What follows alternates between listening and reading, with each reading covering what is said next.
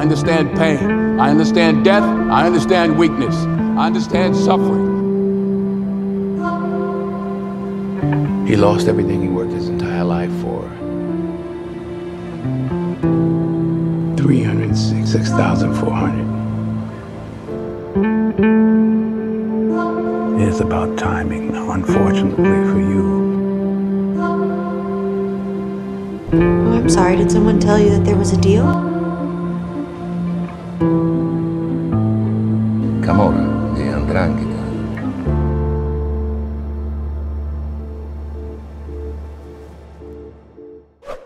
Halo semuanya, jumpa lagi dengan saya di channel Moviesku. Setelah mengambil apa yang telah dicuri dari mafia Sisilia, Robert McCall akhirnya menemukan kehidupan yang damai di sebuah kota kecil Altamonte. Namun dia mendapati bahwa para penduduknya selalu mendapat intimidasi dari mafia keluarga Camorra. Saat keadaan menjadi semakin rumit, Robert tahu apa yang harus dia lakukan, yaitu menjadi pelindung para penduduk yang selalu ramah padanya. Kali ini kita akan membahas alur cerita sebuah film aksi menegangkan yang sayang untuk dilewatkan asal Amerika tahun 2023 yang berjudul The Equalizer 3. Film yang disutradarai oleh Antoine Fuqua ini merupakan bagian terakhir dari trilogi The Equalizer yang dibintangi oleh Denzel Washington yang berperan sebagai Robert McCall bersama Dakota Fanning yang berperan sebagai Emma Collins. Oke, tidak perlu berlama-lama, selamat menonton.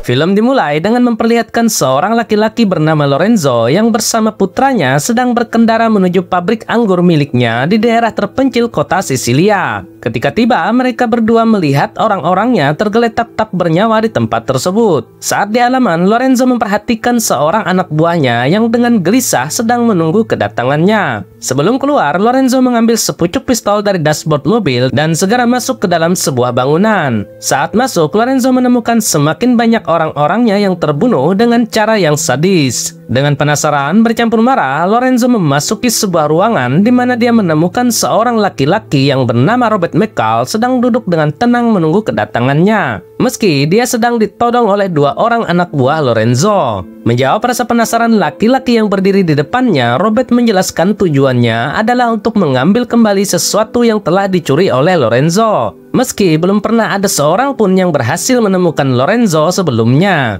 Namun dengan angkuh, Lorenzo berkata kepada Robert bahwa usahanya telah gagal karena anak buahnya berhasil menangkap dirinya terlebih dahulu dan berniat untuk menghabisi Robert di tempat itu juga. Mendengar ucapan Lorenzo, Robert justru balas mengancam sambil menyalakan stopwatch di tangannya. Dia mengatakan bahwa hanya butuh waktu 9 detik baginya untuk menghabisi semua orang di dalam ruangan tersebut. Seketika Robert beraksi. Ketiga anak buah Lorenzo tewas dan berhasil melukai Lorenzo, yang kemudian merangkak menjauh berupaya menyelamatkan diri. Namun dengan tampang yang dingin, Robert hanya memperhatikan sebentar. Setelah mengambil sebuah senapan dan tanpa berkata apapun, dia menembak Lorenzo tepat di wajah. Setelah mengambil sebuah kunci di pinggang Lorenzo, dengan santai Robert duduk kembali sambil membersihkan tangannya. Di luar, karena tidak mau membunuh anak kecil, Robert hanya menyuruh putra Lorenzo untuk diam dan menutup kembali mobilnya sambil meninggalkannya pergi. Tiba-tiba, sebuah tembakan mengenai punggungnya. Meski sempat panik, namun setelah mengetahui itu perbuatan anak laki-laki tadi, Robert hanya membiarkannya pergi. Dia kemudian duduk sambil menahan rasa sakit peluru yang bersarang di punggungnya. Robert yang terluka mencoba untuk kembali pulang. Dan saat di perjalanan, dia ditemukan oleh seorang polisi yang bernama Geo Bonucci sedang tidak sadarkan diri di dalam mobilnya. Geo segera membawanya ke dokter setempat yang bernama Enzo, serta membantu Enzo untuk mengeluarkan peluru dari tubuh Robert. Untuk menghindari masalah, Enzo menegaskan kepada Geo bahwa dia telah membawa orang yang jatuh ke tempatnya dan bukan orang yang mengalami luka tembak. Tanpa berpikir, Geo menyetujui pendapat itu. Keesokan harinya, saat Robert mulai tersadar, Enzo bertanya, apakah Geo telah menyelamatkan orang baik atau orang yang jahat? Setelah menjawab dia tidak mengetahui orang seperti apa dirinya, Robert berusaha untuk bangkit, serta ingin pulang. Tapi Enzo mencegahnya mengingat kondisi kesehatannya yang masih belum pulih. Robert merasa terharu mengetahui bahwa masih ada orang yang memiliki kebaikan seperti Enzo. Setelah beberapa hari, kondisi Robert sudah cukup sehat. berat. Dan hari berikutnya dia memutuskan untuk keluar. Setelah Enzo memastikan bahwa kondisi lukanya sudah mulai membaik, Robert kemudian pergi menjelajahi kota kecil Altamonte tempat dia berada. Sesaat, Robert menikmati suasana kota yang damai dan kehidupan masyarakatnya yang sederhana, sambil sesekali memperhatikan kamera CCTV yang lumayan banyak terpasang di sekitar bangunan. Ketika melihat dua orang polisi, Robert memutuskan untuk menghindar dan mampir ke sebuah kafe lokal. Dengan menggunakan bahasa isyarat, Robert memesan teh celup kepada pramusaji. Dan sesaat kemudian, pemilik kafe yang bernama Amina justru memberinya kopi sambil bercanda bahwa teh hanya untuk wanita tua dan orang Inggris. Robert hanya tersenyum saat Amina meletakkan gelas tepat di atas tisu yang dia tata. Kemudian Geo datang bersama putrinya dan setelah berkenalan sebentar, putrinya pergi menemui Amina. Sementara Geo setelah memastikan kondisi Robert membaik, dia menyerahkan kunci mobil milik Robert dan memberitahu bahwa mobilnya diparkir di belakang kantornya. Serta dia tidak memeriksa semua barang bawaan milik Robert. Selanjutnya, Robert dibuat terharu ketika menyaksikan keramahan putri Geo yang memberikan sebungkus roti kepadanya, tepat setelah dia dan ayahnya beranjak pergi. Di markas operasi keuangan CIA, seorang wanita muda bernama Emma Collins menerima telepon dari Robert yang tidak mengungkapkan identitasnya. Robert memberitahu tentang keberadaan pabrik anggur mencurigakan di Sisilia yang mengimpor 55 peti anggur lain dari kelompok ISIS Suriah. Collins bertanya-tanya mengapa sebuah pabrik anggur melakukan hal tersebut. Robert kemudian menegaskan bahwa tugas mereka lah untuk menyelidiki masalah tersebut, serta melacak sumber-sumber keuangan kelompok kriminal internasional yang mencurigakan. Setelah menutup teleponnya, Robert kemudian merusak SIM card miliknya. Sementara Collins memeriksa lokasi pabrik anggur menggunakan satelit serta melaporkan hal tersebut kepada atasannya. Hari-hari berikutnya, Robert terus berkeliling kota dan mulai mengenal para penduduk setempat yang selalu ramah terhadapnya. Ketika sedang makan, Robert memperhatikan pemilik tempat itu tampak kesal saat salah seorang anggota geng mengambil uang keamanan dan menyerahkan uang itu kepada bosnya Marco yang berada di luar. Selanjutnya, saat berjalan pulang, Robert melewati para anggota geng tadi yang sedang mangkal di depan toko ikan milik Angelo. Robert terhenti ketika mendengar suara keributan dari dalam toko, yang di dalamnya Marco sedang menghajar Angelo dikarenakan dia belum bisa membayar uang keamanan tepat waktu. Marco pergi keluar setelah memberinya waktu 1 minggu untuk melunasi hutangnya tersebut. Di luar, Marco menatap angkuh ke arah Robert yang sedang berdiri di jalanan. Setelah berbalik, Robert melihat Angelo keluar dan seolah tidak terjadi apa-apa pada dirinya. Robert kemudian berjalan mendekat sambil menatap tajam ke arah Marco beserta anggota gengnya yang tetap mengintimidasi Angelo sebelum pergi meninggalkan tempat tersebut. Marco berkendara sepanjang kota bersama orang-orangnya yang kemudian berhenti di depan sebuah komplek apartemen untuk menemui saudara tuanya. Di dalam, saudara Marco yang bernama Vincent sedang mengintimidasi satu keluarga yang tidak mau diusir dari tempat tinggal mereka. Vincent kemudian meninggalkan ruangan itu dan menemui Marco yang sedang menunggu serta melaporkan bahwa tugas hariannya telah selesai. Tiba-tiba, seseorang tergantung keluar jendela bersama kursi roda yang jatuh ke bawah. Orang-orang histeris menyaksikan kejadian itu.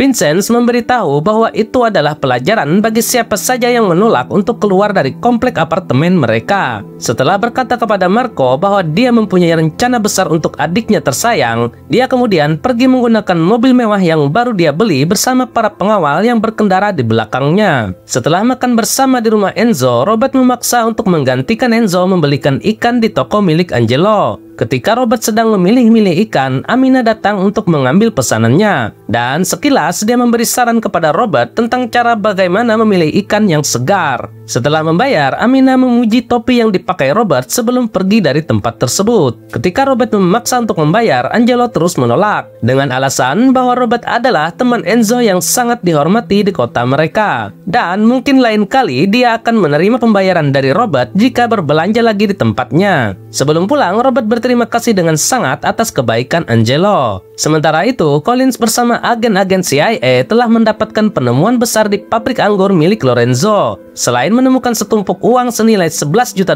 dari hasil kejahatan cyber, mereka juga menemukan sejumlah senjata api milik para sindikat, serta puluhan ribu butir amfetamin sintetis yang sering kali digunakan para teroris ISIS untuk membuat mereka terjaga berhari-hari. Namun, salah satu agen menjelaskan bahwa mereka hanya menemukan satu sidik jari dan tidak ada kecocokan di basis data yang mereka miliki. Di luar, Collins bersama rekannya Frank menyimpulkan bahwa kelompok ISIS menjadikan transaksi ini sebagai sumber keuangan mereka dan telah melakukan penyelundupan ini sudah sejak lama. Saat sedang hujan, Enzo memeriksa luka Robert dan memastikan bahwa lukanya hampir pulih total. Karena penasaran, Robert menanyakan alasan Enzo telah menolongnya, serta mengapa dia tidak menelpon polisi pada hari itu. Setelah Enzo mengingatkan Robert tentang pertanyaannya apakah dia orang baik atau jahat, Enzo memberitahukan bahwa hanya orang baik yang tidak mengetahui apakah dia orang baik atau orang yang jahat. Robert menjadi canggung dengan kebaikan Enzo, serta semua orang yang ada di kota kecil itu.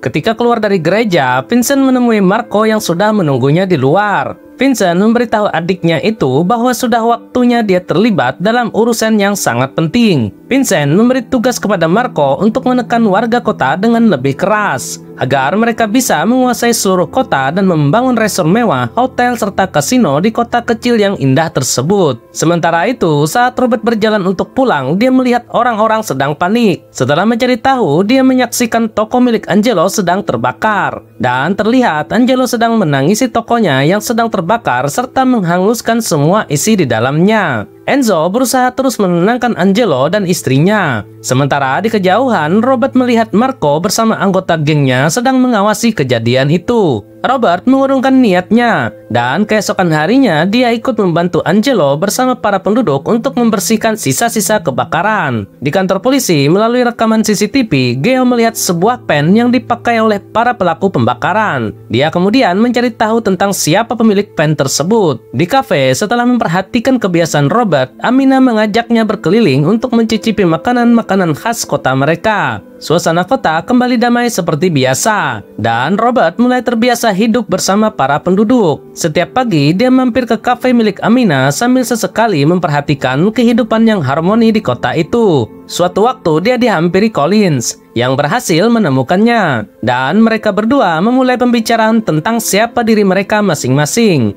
Meski sudah berbicara banyak, namun Robert tetap tidak mengakui bahwa dia telah menghabisi semua orang di pabrik anggur milik Lorenzo. Sebelum pergi, Collins memberitahu Robert untuk tidak bepergian dan mengatakan bahwa agen-agen mereka terus menyelidiki tentang dirinya. Di sekolah, Geo mendapat telepon misterius yang mengatakan putrinya pulang sekolah lebih cepat. Seorang guru yang dia tanya memberitahu Geo bahwa salah satu petugasnya telah menjemput putrinya. Geo segera berlari pulang setelah mengetahui ada yang tidak beres. Setibanya di rumah, Geo menemukan Marco telah menunggu kedatangannya. Orang Marco memukulnya dengan keras. Dan setelah menghajar Geo berkali-kali, Marco mengancam akan membunuh putrinya jika dia masih saja melakukan penyelidikan terhadap pen mereka. Setelah mendapat pengobatan dari Enzo, Geo hanya berjalan pergi tanpa mengatakan sepatah kata pun kepada Robert yang sedang berdiri memperhatikannya. Robert segera mencari tahu tentang apa yang sudah menimpa orang yang telah menolong dirinya. Enzo kemudian menjelaskan bahwa yang terjadi di kota mereka juga terjadi di kota-kota lain, dikarenakan adanya mafia yang dikenal dengan sebutan keluarga Camorra yang terus meneror warga kota. Salah satunya adalah Marco yang datang secara berkala ke kota mereka. Kemudian Robert bertemu dengan Collins di gereja di atas bukit. Collins mengatakan bahwa Robert bagaikan hantu karena dia tidak menemukan informasi apapun tentang dirinya. Setelah memberitahu bahwa Robert bukan tersangka pembunuhan, Collins juga menambahkan selain penyelundupan narkoba, Lorenzo juga mengelola kerajaan cyber internasional untuk mencuri uang dari rekening luar negeri, lembaga pemerintahan, dan dana pensiun. Cuma yang membuat Collins bertanya-tanya mengapa Robert memilih menghubunginya daripada agen-agen yang lain. Robert tidak menjawab, malah dia balik bertanya, mengapa para penyelundup memilih pelabuhan Sisilia yang dikenal paling aman di seluruh wilayah tersebut. Selain itu, Robert juga memperingatkan Colin agar lebih berhati-hati dalam berurusan dengan polisi lokal. Di restoran, saat Geo sedang makan malam bersama keluarganya, dia didekati oleh Marco yang saat itu meminta Geo untuk mendekati keluarga Somalia untuk mempersiapkan perahu bagi kelompok mereka. Namun, ketika Marco melihat Robert sedang menatap tajam ke arahnya, dia kemudian memperingatkan Robert untuk tidak ikut campur dalam urusannya. Robert tidak menghiraukan ancaman tersebut. Dia justru meminta secara baik-baik kepada Marco agar berbuat sesukanya di tempat lain. Karena Robert beralasan bahwa dia mulai menyukai kota kecil ini beserta para penduduknya. Marco dan anak buahnya malah menertawakan permintaan Robert. Ketika Marco mencoba berbicara, Robert menangkap tangannya serta menekan saraf sensitif di tangan Marco, yang membuat Marco menangis seperti anak kecil serta menuruti semua permintaan Robert untuk mengusir anak buahnya keluar dan meninggalkan pistol miliknya di atas meja. Setelah membiarkan Marco pergi, Robert hanya bersikap seolah tidak terjadi apa-apa di ruangan tersebut. Di luar, setelah memerintahkan untuk mengambil mobil, Marco marah-marah dan berniat membunuh Robert yang ikut campur urusannya. Marco meminta untuk diberikan pistol, namun belum sempat dia mendapatkan pistol, mobil van menabrak orang di depannya dengan sangat keras. Marco memeriksa kedua anak buahnya yang saat itu sudah tewas. Sementara di belakang, Robert membunuh anak buah satunya lagi dengan menggunakan sebuah botol.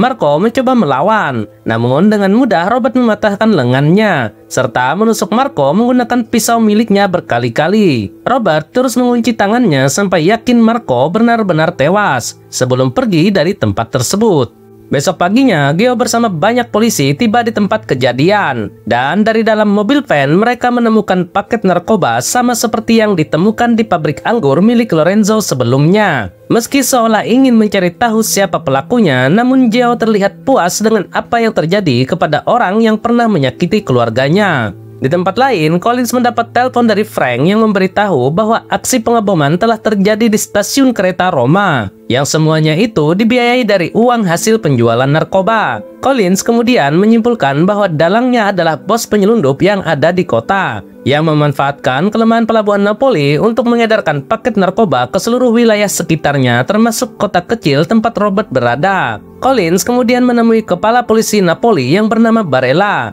untuk menginterogasi salah satu pengedar yang berhasil mereka tangkap. Meski Barella sempat menolak salah satu berkas usulan Collins, namun dia tetap berhasil mengorek informasi dari orang yang sebelumnya disembunyikan oleh Barella. Sebuah penggerebekan besar pun terjadi pada salah satu tempat operasi milik bandar besar di suatu tempat, serta menangkap semua orang yang ada di tempat tersebut. Barella segera pergi menemui Vincenz yang saat itu sedang berduka atas kematian adiknya Marco. Di depan Vincenz, Barella memberitahukan bahwa dia telah ditemui oleh seorang wanita dari CIA yang sedang menyelidiki kasus penyelundupan narkotika internasional yang mengira dilakukan oleh sel teroris dan menjualnya ke seluruh Uni Eropa. Barella, si kepala polisi, kemudian meminta kepada Vincenz untuk menghentikan semua operasinya agar kelompok kriminal Camorra yang dipimpin oleh Vincenz tidak dicurigai oleh pihak CIA. Vincenz berjanji akan membereskan Collins, namun dia meminta kepada Barella untuk memastikan tidak ada siapapun dari petugas hukum bisa menyentuhnya, serta menemukan orang yang telah membunuh adiknya Marco. Karena Barella menolak permintaannya, Vincenz menusuk tangan Barella serta memerintahkan anak buahnya untuk memotong tangannya. Sebelum mengantarkan Barella ke rumah sakit, Vincenz mengancam akan melakukan lebih jika Barella tidak melaksanakan tugasnya. Di kantor polisi, Geo menunjukkan barang bukti yang dia temukan sebelumnya kepada Robert dan tidak mengetahui apa kandungan di dalam bungkusan tersebut. Di tempat lain, Collins mendapatkan informasi bahwa kepala polisi Barella telah diserang oleh orang yang tidak dikenal, dan Barella mempunyai informasi tentang kasus yang sedang dia selidiki. Ketika akan pergi, Collins menerima telepon dari Robert yang memberitahu bahwa semua kejahatan yang dia selidiki bukan ulah teroris, melainkan keluarga Camorra yang dipimpin oleh Vincenz. Selain itu, Robert juga memperingatkan Collins untuk lebih berhati-hati. Saat menutup teleponnya, sebuah ledakan besar terjadi yang menyebabkan banyak korban tewas dan terluka di tempat tersebut. Sementara Collins yang sempat terlempar terlihat sedang terluka dan hampir tidak bisa bergerak. Dia segera dibawa ke rumah sakit. Collins segera memberitahu Frank yang datang bahwa pengeboman itu bukan ulah teroris, melainkan perbuatan Camorra. Setelah meminta para petugas rumah sakit untuk merawat Collins, Frank berjanji untuk menangani masalah tersebut dan bergegas pergi.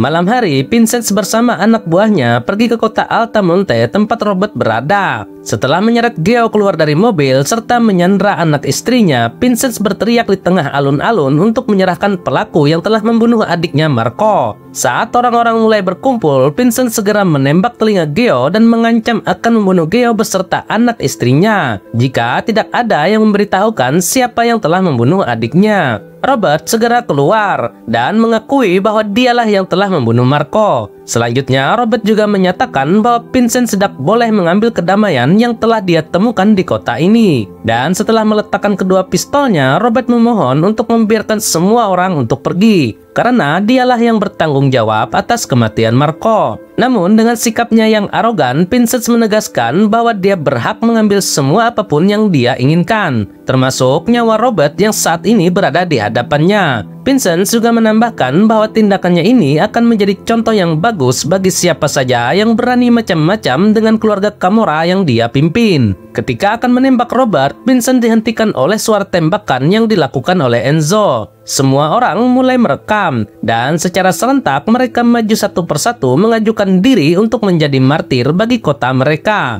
Menyadari semua orang mulai berani melawan, anak buahnya berkata kepada Vincent untuk segera meninggalkan alun-alun, karena aksi mereka telah direkam bersamaan dengan polisi yang sudah mendekat ke arah mereka. Sebelum pergi, Vincent mengancam akan kembali dan membunuh semua orang yang berada di kota kecil ini. Namun, ancaman tersebut disambut Robert dengan menyuruhnya untuk melaksanakan ancamannya itu secepat yang dia bisa. Setelah Vincent bersama seluruh anak buahnya pergi dari alun-alun, Robert yang saat itu menatap tajam segera pergi mengambil sesuatu ke dalam rumah. Di kediamannya, Vincent menanyakan tentang latar belakang Robert. Namun anak buahnya menegaskan bahwa tidak ada informasi apapun yang mereka dapat. Bahkan dari informan mereka di pemerintahan juga tidak menemukan apa-apa. Mereka semua hanya bisa berspekulasi bahwa mungkin Robert adalah seorang anggota FBI, Interpol, atau CIA, atau bahkan salah satu keluarga lain yang bermusuhan dengan mereka. Karena kesal, Vincent berjanji bahwa besok hari dia akan membunuh Robert beserta semua orang yang ada di tempat tersebut. Di malam hari, ketika semua penduduk melaksanakan upacara keagamaan, Robert pergi ke kediaman Vincent yang saat itu sedang tertidur lelap. Dia memulai dengan menghabisi seorang penjaga gerbang. Kemudian di dalam rumah, Robert menembak seorang penjaga dengan pistol peredam. Saat sedang asik bermain, lampu tiba-tiba padam. Salah seorang mencoba mencari tahu, dan saat lengah mereka bertiga ditembak dengan cepat satu persatu. Robert terus melanjutkan aksinya sampai membuat para penjaga di dalam rumah itu terbunuh semua.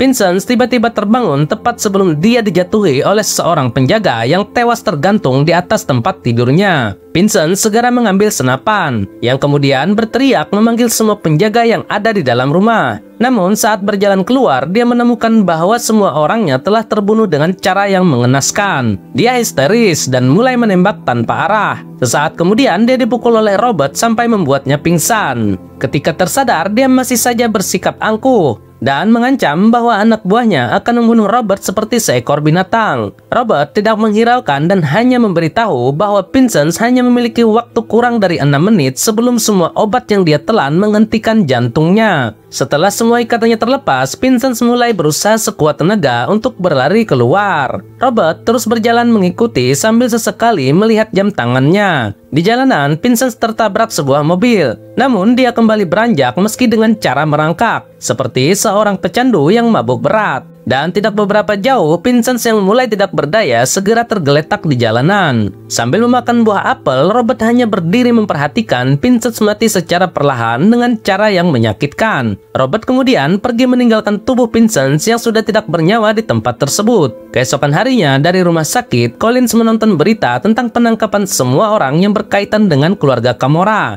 yang terlibat penyelundupan narkotika. Selain itu, diberitakan juga tentang penemuan jasad seorang pemimpin keluarga Camorra di jalanan yang diduga mati akibat overdosis dari obat-obatan yang dia jual. Robert datang berkunjung untuk melihat kondisi kesehatan Collins. Setelah mendengar ucapan terima kasih dari Collins karena telah menyelamatkan hidupnya, Robert kemudian menjelaskan secara singkat tentang kejadian di pabrik anggur milik Lorenzo. Collins akhirnya mengetahui bahwa Robert berhasil mengikuti jejak digital dari orang yang selama bertahun-tahun tidak pernah ditemukan. Dan secara kebetulan juga mengetahui bahwa orang yang sama adalah pemilik dari tempat penyelundupan narkoba skala internasional. Namun yang membuat Collins heran mengapa dari belasan juta dolar uang yang berada di pabrik tersebut, Robert hanya mengambil uang yang tidak lebih dari 400.000 dolar. Robert menjelaskan bahwa uang senilai 366.400 dolar di dalam tas itu adalah dana pensiun milik seseorang yang bernama Greg Dyer, yang bekerja selama 43 tahun sebagai seorang buruh bangunan,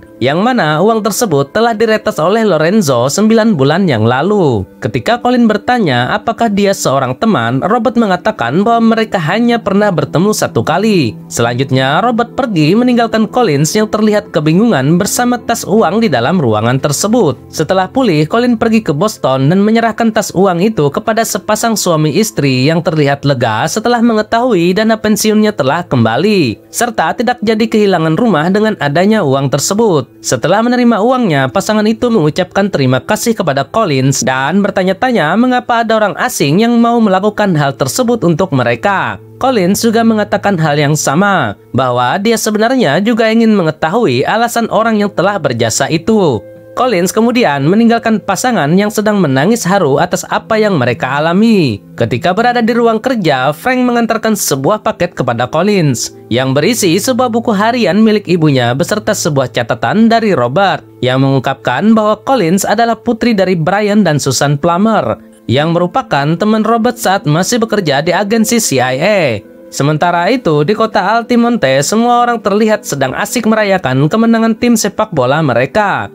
Robert juga ikut bergembira menyaksikan kebahagiaan yang terlihat dari wajah semua orang yang ada di kerumunan tersebut. Dan film berakhir. Jadi, salah satu pesan yang kita dapatkan dalam film ini adalah ketika ketidakadilan jadi semakin kuat, pasti akan muncul perlawanan yang akan berjuang memeranginya. Sekian dulu alur cerita kali ini. Semoga kalian semua terhibur. Dan jika kalian ada kepikiran pesan lain dari film ini, lebih baik tuliskan pesan itu di bagian komentar, biar kita semua semakin pintar. Serta jangan lupa untuk menekan tombol like dan subscribe ya. Oke, sampai jumpa lagi di alur cerita selanjutnya.